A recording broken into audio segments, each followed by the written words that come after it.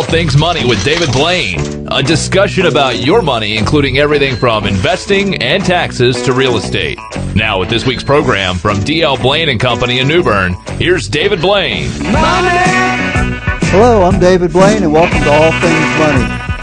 Tonight we're going to talk a little bit about your finances, and we're going to give you some information and actionable ideas to help you create or maintain wealth. Maybe talk a little bit about taxes, a little bit about politics. We encourage you to check us out on the web. Our website is www.dlblain.com. That's dlblain.com.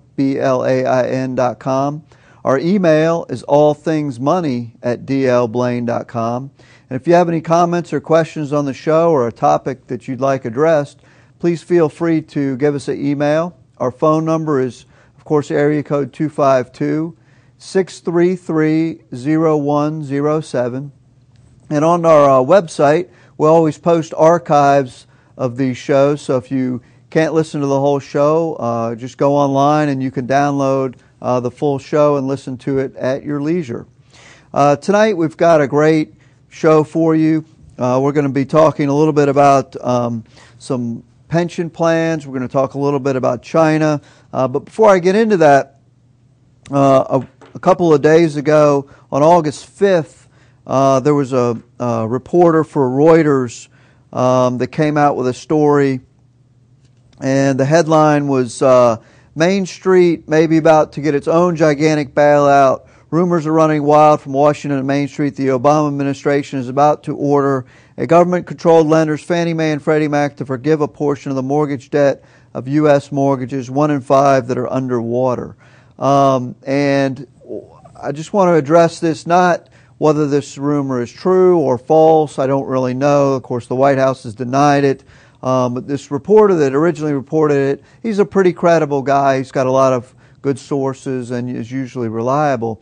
But what I wanted to comment on was just simply the fact that this is even out there in the media and that there's enough of a basis for a reputable reporter to even run this story. It's really incredible that the federal government would even consider forgiving a portion of people's debt. It would be, I think, mostly a political move if they did. It's just incredible to think that, I mean, what about all the renters? You know, are they going to want to pay for a bailout of people that bid off too much on their mortgage? Well, what about people that are underwater on their car loans? And what about people that owe too much on their credit cards? Or what about that investment startup that you invested in and it failed? It's just a really, really bad idea. And it's just discouraging to hear these type of rumors even reported, given the level of debt that we have. Goldman Sachs and some other major companies thought enough of this rumor as well to report it to their clients. So it will be interesting to see. Apparently there's some meeting with the Treasury on August 17th when the Treasury Department holds a meeting on the future of Fannie Mae and Freddie Mac. So that's a date to keep an eye on. We should know something after that meeting.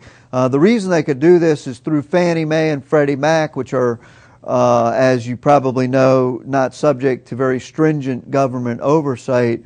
They could accomplish this through Fannie Mae and Freddie Mac without requiring congressional action. So that was just a point that I wanted to talk a little bit about there. Once again, I don't know if there's any validity to the rumor. Just keep an eye on that August 17th date. The point I want to get into in this segment is we've covered this on the show before. Last year, we highlighted some of the problems with state and local pension funding. The state and local pension funds are in tremendous problems. Unlike the federal government with the $14 trillion deficit, the federal government has a few more tools in its tool bag to deal with that. Number one, they can simply print money and pay their way out of it. And they control some of the interest rates, and so essentially they can inflate their way out of it or monetize the debt by printing money. Your state, local, and city governments do not have this ability to play around with, so to speak, the money supply. And so their only avenue is to cut expenses and to raise taxes, sort of like an individual. You know, if you're running behind on your budget, you can go out and get another job, get a better job, or you can cut expenses. The same thing with your state, local, and city type governments, is they have very limited options what they can do. So this report that came out from the Center for Policy Analysis, Courtney Collins and Andrew Rettenmeyer from Mercer University and Texas A&M respectively, highlights some of the problems with the pension underfunding.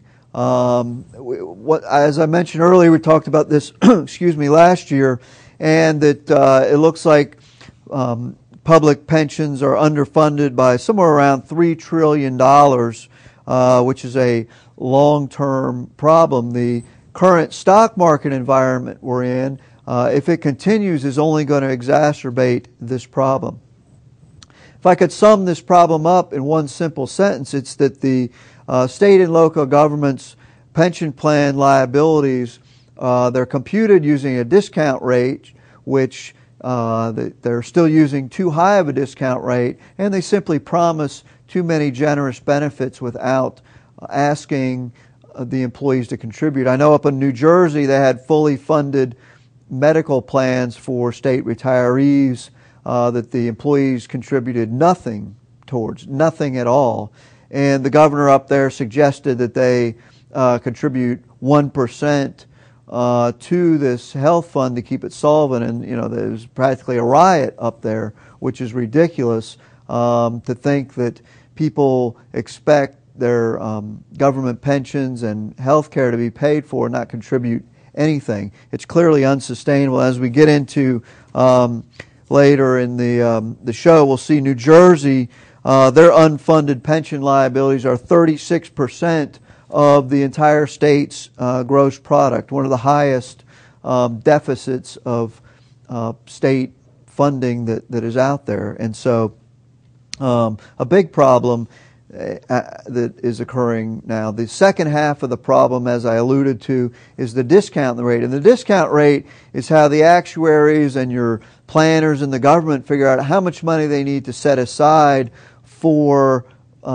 future retirees' benefits. And it's essentially, it's an assumption of the rate of return.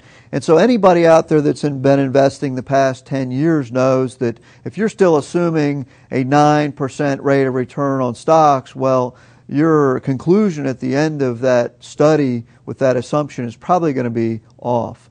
And that is one of the problems that we see, that a lot of these government entities, they're still using very unrealistic assumptions for their discount rates. So we'll talk a little bit more about that during the next segment, but for now we're going to take a break. For All Things Money, I'm David Blain, and we'll be right back.